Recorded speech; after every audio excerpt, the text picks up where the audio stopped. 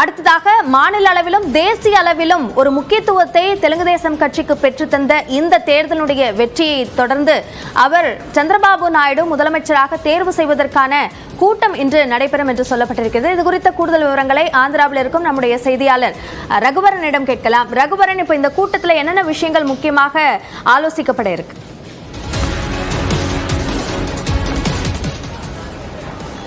நாளை ஆந்திராவினுடைய புதிய முதல்வராக சந்திரபாபு நாயுடு 4வது முறையாக முதல்வராக பொறுப்பேற்க இருக்கிறார். இந்த நிலையில இன்று ஆந்திர மாநிலத்தினுடைய தேர்ந்தெடுக்கப்பட்ட என்டிஏ கூட்டணி சார்பாக தேர்ந்தெடுக்கப்பட்ட 164 எம்எல்ஏக்களின் கூட்டமானது தற்போது நடைபெற இருக்கிறது. அது மட்டுமில்லாமல் தெலுங்கு தேசம் கட்சியினுடைய எம்எல்ஏக்கள் கூட்டமும் அதன் பிறகு தனியாக நடக்க இருக்கிறது. அந்த இடத்திற்கு அருகே தான் இருக்கிறோம். இன்னும் அரை மணி நேரத்தில் ஆந்திராவினுடைய முதல்வராக பதவியேற்கக்கூடிய சந்திரபாபு நாயுடு இங்கே வர இருக்கிறார்.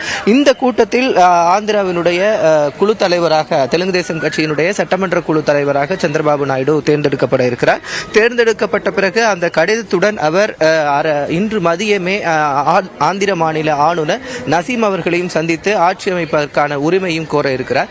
நாளை காலை சரியாக 11:27க்கு இந்த பதவியேற்பு நிகழ்வுகள் நடைபெற இருக்கக்கூடிய சூழ்நிலையில் அதற்கான ஏற்பாடுகள் தீவிரமாக நடைபெற்றுக் கொண்டிருக்கின்றன. குறிப்பாக பார்த்தீங்கன்னா சந்திரபாபு நாயுடு முதல்வர் வெற்றி பெற்றதிலிருந்து முதல் முறையாக எம்எல்ஏக்கள் அனைவரையும் பார்க்க வருவதனால் அதற்கான ஏற்பாடுகளும் தெலுங்கு தேசம் கட்சியின் சார்பாக தீவிரமாக செய்யப்பட்டிருக்கிறது. அபிநயா, முழுமையான கள விவரங்களுக்கு நன்றி ரகுவரன்.